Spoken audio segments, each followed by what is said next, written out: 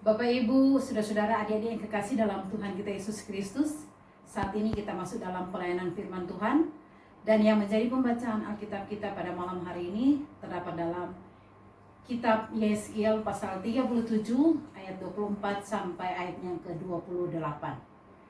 Tetapi sebelumnya, mari kita mohon bimbingan Roh Kudus, kita berdoa. Bapa kami yang di sorga, saat ini kami akan membaca dan merenungkan akan isi berita firman-Mu.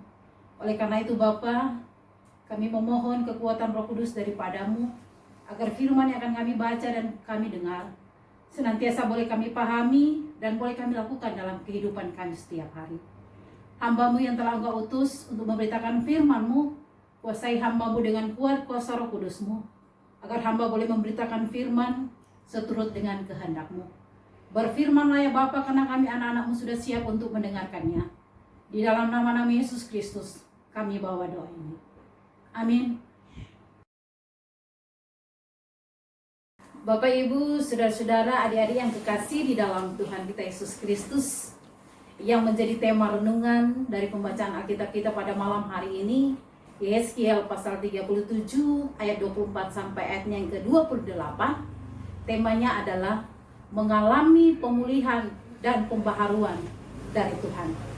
Dan kalau kita lihat secara keseluruhan dari pasal 37 kitab Yeskiel ini, perikopnya adalah kebangkitan Israel. Bapak, Ibu, saudara-saudara, adik-adik yang kekasih dalam Tuhan kita Yesus Kristus, kalau berbicara tentang kebangkitan, berbicara tentang pemulihan, berbicara tentang pembaharuan, berarti ada sesuatu hal yang terjadi sehingga harus dibangkitkan, harus dipulihkan, harus dibaharui. Dan memang Bapak, Ibu, saudara-saudara, adik-adik yang kekasih dalam Tuhan kita Yesus Kristus, ketika Tuhan memanggil Yeskiel menjadi nabi untuk menyampaikan nubuatan kepada umat Tuhan, yaitu umat Israel, kondisi umat Israel pada waktu itu, mereka dalam keadaan yang tidak baik. Mereka sedang berada dalam pembuangan dengan status kala perang. Mereka dalam keadaan kondisi yang terpuruk.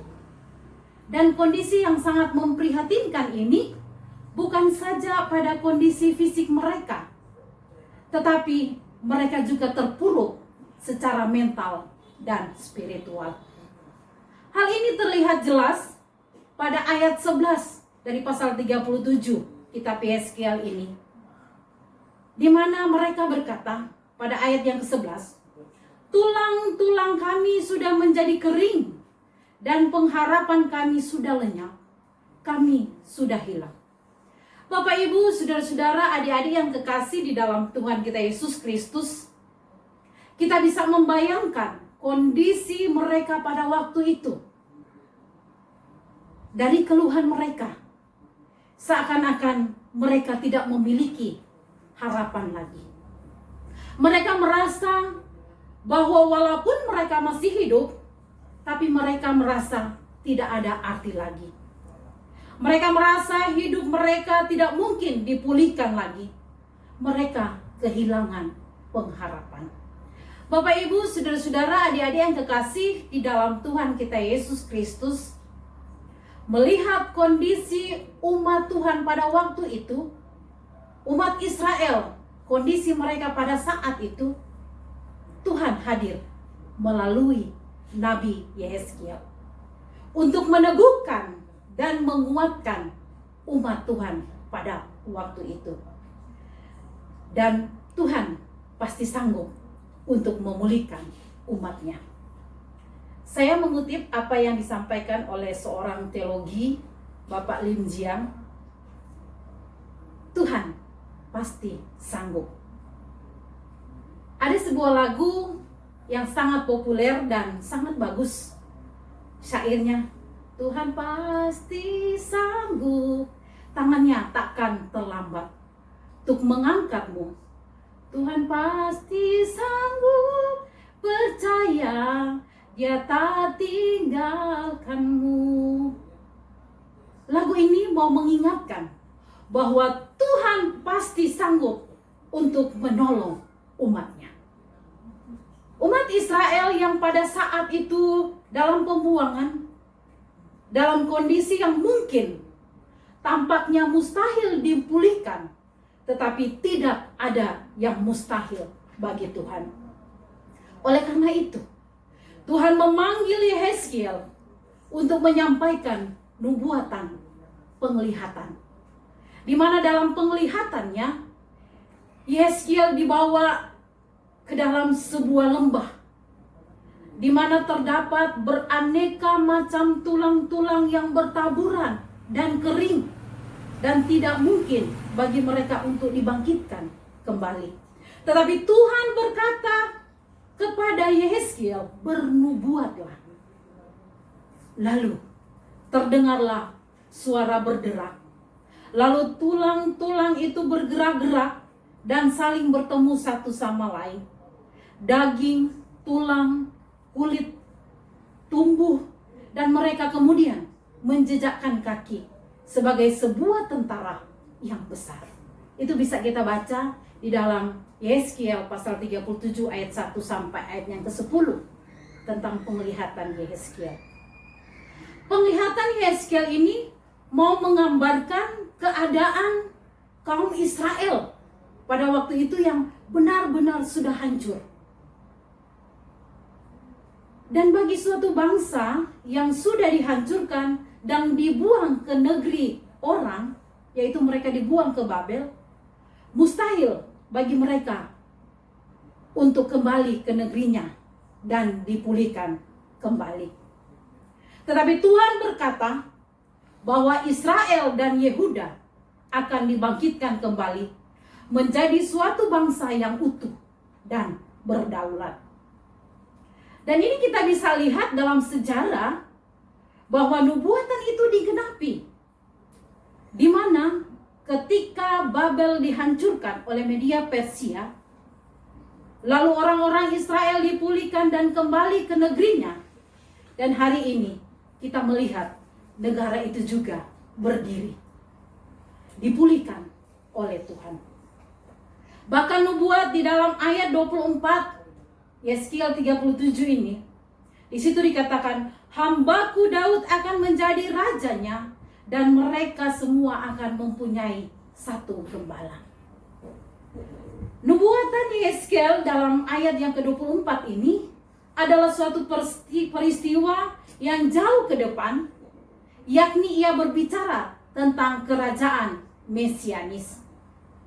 Kerajaan itu adalah ketika Mesias turunan dari Raja Daud memerintah sebagai raja.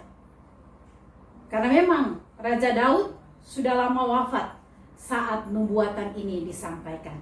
Dan nubuatan itu digenapi. Dan raja yang disebutkan sebagai pribadi yang dimaksud itu adalah Yesus Kristus, yang datang ke dunia dalam penderitaan, mati di kayu salib, dan dibangkitkan hanya untuk menyelamatkan kita umatnya. Tidak ada yang mustahil bagi Tuhan Allah. Bapak, Ibu, saudara-saudara, adik-adik yang kekasih di dalam Tuhan kita Yesus Kristus, firman Tuhan pada malam hari ini lewat Nabi Yehezkiel pasal 37 itu bukan hanya mau disampaikan kepada umat Israel pada waktu itu, tetapi juga mau disampaikan kepada kita saat ini. Mungkin saat ini hidup kita dalam pergumulan seperti umat pada waktu itu. Hidup kita dalam pergumulan dalam keluarga. Mungkin keluarga kita berantakan. Pergumulan dalam ekonomi, mungkin kita mengalami kekurangan. Pergumulan dalam pekerjaan, mungkin ada masalah dalam pekerjaan. Bahkan mungkin kita kehilangan pekerjaan. Pergumulan dalam usaha, mungkin usaha kita mengalami kegagalan. Pergumulan dengan sakit penyakit, mungkin kita merasa kesakitan, kita merasa lelah, dan lain sebagainya. Pergumulan-pergumulan yang kita alami seakan-akan membuat kita hancur dan kehilangan harapan. Tetapi firman Tuhan pada malam hari ini mau mengingatkan kepada kita dan juga mau menguatkan iman kita bahwa Tuhan yang kita sembah adalah Tuhan yang tidak terbatas kuasanya. Yang tampak mustahil bagi manusia, tidak mustahil bagi Tuhan. Saat ini pun Bapak Ibu, saudara-saudara, adik-adik yang kekasih dalam Tuhan kita Yesus Kristus, bangsa kita, bahkan hampir seluruh dunia mengalami pergumulan, yaitu dengan adanya wabah COVID-19. Saat ini mungkin kita merasa takut. Kita tidak bisa berbuat apa-apa. Kita terkurung. Kita merasa tidak bebas. Kita mengalami krisis ekonomi. Kita kehilangan pekerjaan. Usaha kita gagal. Dan banyak hal-hal yang terjadi dengan situasi kondisi yang saat ini terjadi di tengah bangsa yang kita cintai. Tetapi firman Tuhan pada malam hari ini mau menguatkan iman kita dan mengingatkan kita untuk datang dan berdoa kepada Tuhan. Dengan iman percaya, kita datang memohon pengampunan. Kita memohon kekuatan agar kita dimampukan untuk menghadapi situasi dan kondisi saat ini. Dan kita juga datang kepada Tuhan meminta pertolongan kepada Tuhan yang kuasanya tidak terbatas. Kalau kita yakin kepada Tuhan dengan sungguh-sungguh, Tuhan pasti sanggup memulihkan kehidupan kita.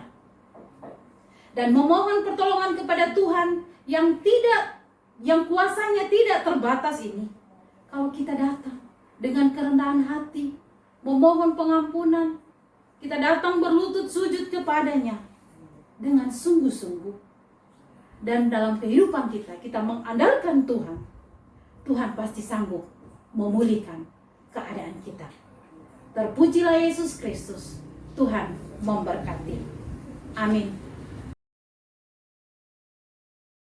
Bapak, Ibu, saudara-saudara, adik-adik yang terkasih dalam Tuhan kita Yesus Kristus, arahkanlah hati dan pikiranmu kepada Tuhan dan terimalah berkat-Nya.